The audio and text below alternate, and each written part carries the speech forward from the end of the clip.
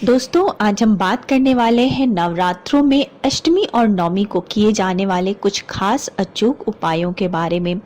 हमारे हिंदू धर्म में कई ऐसे उपाय बताए गए हैं जिनको हम अष्टमी या नवमी के दिन करके अपने जीवन की हर परेशानियों को दूर कर सकते हैं, मनोकामना सिद्ध कर सकते हैं और घर में सुख समृद्धि का वास प्राप्त कर सकते हैं।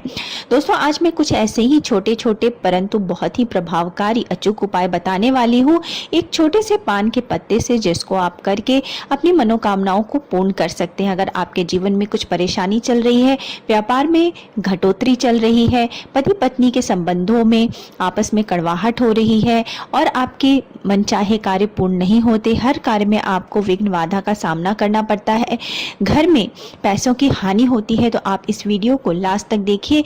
आप अष्टमी और नवमी को इनमें से कोई भी उपाय अपना करके या एक से अधिक उपाय करके एक छोटे से पान के पत्ते से आप अपने जीवन की सारी परेशानियों को दूर कर सकते हैं और अपनी मनोकामना प्राप्त कर सकते हैं। तो चलिए शुरू करते हैं। इससे पहले अगर आपने अभी तक मेरे चैनल को सब्सक्राइब नहीं किया है तो इस प्रकार के तमाम ज्ञानवर्धक जानकारियों के लिए आप मेरे चैनल को सब्सक्राइब कर लीजिए। वीडियो अच्छा लगता है तो लाइक कर दीजिए और फैमिली एंड फ्रेंड्स के साथ शेयर कर दीजिए। तो चलिए शुरू करते हैं। दोस्तों, हिंदू मान्यता के अनुसार नवरात्रि के 9 दिन बेहद पवित्र माने जाते हैं। साल में 4 नवरात्रि आती है और इनमें से किसी भी नवरात्रि को आप ये उपाय कर सकते हैं। इनमें जो भी लोग माँ दुर्गा की आराधना करते हैं उनकी सारी मनोकामनाएं माँ पूर्ण करती हैं। हिंदू पंचांग और धर्म ग्रंथों में ऐसे ही कुछ उपाय बताए गए हैं जिन्हें अपनाकर आप अपने दैनिक जीवन से जुड़ी परेशानियों से छुटकारा पा सकते हैं। तो दोस्तों, आज हम बात कर रहे हैं ऐसे ही कुछ आध्यात्मिक उपायों के बारे में जो कि आपके जीवन को सुखी और संपन्न बना सकते हैं। श्रीमद् देवी भागवत महापुराण में कुछ ऐसे ही उपायों के बारे में बताया गया है जिसे नवरात्रि के नवमी या अष्टमी को अपनाकर आप अपने जीवन में सुख समृद्धि और शांति पा सकते। दोस्तों, ये मैंने आज जितनी भी उपाय आपको इस वीडियो में बताए हैं वो आप किसी भी नवरात्रि को अपना सकते हैं। आपके घर में अगर धन की कमी हो रही है, धन का आगमन नहीं हो रहा, पैसों की परेशानी बनी रहती है, तो आप एक छोटा सा उपाय अष्टमी या नवमी को किसी भी दिन कर सकते हैं और अपने जीवन की परेशानियों को दूर कर सकते हैं। आपको करना क्या है कि सुबह जल्दी उठ करके स्नान आदि से निवृत्त होकर के साफ स्वच्छ कपड़े पहन ले और माता के मंदिर में जाकर मूर्ति के सामने एक पान के पत्ते पर केसर में इत्र व घी मिलाकर स्वास्तिक बनाएं। यानी कि पान के पत्ते के ऊपर आपको स्वास्तिक बनाना है, केसर में इत्र मिलाना है और उसी में घी मिलाना है और आपको एक स्वास्तिक पान के पत्ते पर बनाना है। अब उस पर कलावा लपेटकर एक सुपारी रख दे और माँ के चरणों में से अर्पित करें और माँ से प्रार्थना करें कि वो आपके जीवन की सारी परेशानियों को दूर करें, आपके घर में सुख समृद्धि का वास हो, ऐसा आपका आशीर्वाद दें और आपकी मनोकामना पूर्ण करें और आपको वापस घर चले आना है। साथ ही दोस्तों, घर में अगर आपके पैसे की तंगी चल रही है, आपको आर्थिक परेशानियों का सामना करना पड़ रहा है, तो एक और मैं छोटा सा उपाय बता देती हूँ जिसको कि आपको पान के पत्ते से ही करना है और इसको करने के लिए आपको कहीं नहीं जाना, आप अपने घर के मंदिर में इस उपाय को कर सकते हैं। आपको करना क्या है कि अष्टमी या नवमी के दिन माता की पूजा विधि पूर्वक करने के बाद आपको अपने घर के मंदिर में गाय के गोबर का एक उपला के ऊपर पान रखना है, लौंग, कपूर और इलायची उसके ऊपर रखना है और उसके ऊपर ही आपको कुछ मीठा भी रख देना है।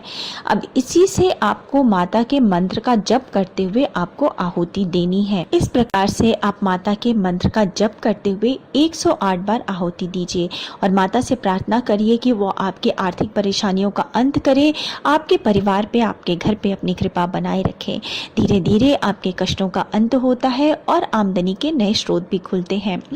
दोस्तों, अगर आपके जीवन में कार्यों में बहुत रुकावटें आती हैं, आप कितनी भी मेहनत करते हैं लेकिन आपका कोई काम सफल नहीं होता, हर काम में बाधाएं आती हैं, तो एक छोटा सा उपाय आप अष्टमी या नवमी के दिन कर सकते हैं। माता के मंदिर में पान का बीड़ा चढ़ाएं। पान का बीड़ा आपको किस प्रकार से चढ़ाना है कि आप सुबह नहा धुला करके स्वच्छ हो जाएं, एक पान में कत्था, गुलकंद, सौंफ, खोपरे का भूरा और सुमन कतरी के साथ ही लौंग का एक जोड़ा अर्थात 2 लौंग आपको इस पान में रखने हैं। इस प्रकार से आपको पान का बीड़ा बनाना है और माता के मंदिर में जाके माता के चरणों में इसको अर्पित करना है। इसमें सुपारी और चूना इस पान में नहीं होना चाहिए। इस प्रकार से माता को पान अर्पित करने के साथ ही आप माता से अपनी की हुई गलतियों की क्षमा मांगे, माता आप पे प्रसन्न हो, ऐसी आप माता से विनती करें। आपके जीवन में चल रही परेशानियों का मां अंत करें और आपकी मनोकामना पूर्ण करें। ऐसे आप माता से पूरी श्रद्धा और सच्चे मन से ऐसी विनती करें। आपके जीवन में चल रही परेशानियों का अंत होता है और आपको धीरे धीरे रुकावटें दूर होती हैं। अगर आप कोई व्यापार करते हैं और आपके व्यापार में वृद्धि नहीं हो रही, लगातार घटोतरी हो रही है, व्यापार मंदा चल रहा है, तो इस अष्टमी और नवमी का दिन आप हाथ से खाली ना जाने दें। तो व्यापार में वृद्धि के लिए आपको क्या करना है कि देवी मंदिर में जा करके अपनी गलतियों के लिए आपको माता से क्षमा मांगनी है और माता को पान बीड़ा चढ़ाएं और 9 मीठे पान कन्याओं को दान करें। इस प्रकार से करने से माँ प्रसन्न होती है और आपके व्यापार में चल रही घटोतरी जो है वो समाप्त होती है। दोस्तों, अगर आप अपनी आकर्षण शक्ति बढ़ाना चाहते हैं, कई बार ऐसा होता है कि विवाह संबंध जुड़ते नहीं हैं क्योंकि आप आकर्षक नहीं लग रहे, या इंटरव्यू देने जाते हैं तो आपका इंटरव्यू क्लियर नहीं होता क्योंकि आप सामने वाले को प्रभावित नहीं कर पाते हैं। तो इस स्थिति में अगर आप अपने व्यक्तित्व की आकर्षण शक्ति को बढ़ाते हैं तो आपके सारे काम आसान हो जाते हैं। तो अष्टमी या नवमी के दिन आप इस छोटे से उपाय को अपनाएं और अपने व्यक्तित्व के आकर्षण शक्ति को बढ़ाएं। इसमें आपको क्या करना है कि पान के पत्ते की जड़ को माता भुवनेश्वरी का ध्यान करते हुए घिसकर तिलक लगाएं और ऐसा करने से आपकी आकर्षण शक्ति बढ़ने लगती है। अगर दाम्पत्य जीवन में व्यवधान हो और पति पत्नी में अनबन हो तो नवमी की रात को चंदन और केसर पाउडर मिलाकर पान के पत्ते पर रखें। फिर दुर्गा माँ की फोटो के सामने बैठकर चंडी स्तोत्र का पाठ करें। रोजाना इस पाउडर का तिलक लगाएं। इससे क्या होता है कि पति पत्नी में चल रही आपसी अनबन खत्म हो जाती है और रिश्तों की मधुरता जो है वो बढ़ने लगती है। अगर आपको ऐसा लगता है कि आपके घर में किसी बच्चे को या किसी व्यक्ति को बुरी नज़र लग गई है तो आप एक छोटा सा उपाय अष्टमी या नवमी के दिन कर सकते हैं। आपको करना क्या है कि उस व्यक्ति को लेकर के आपको माता के मंदिर में जाना है।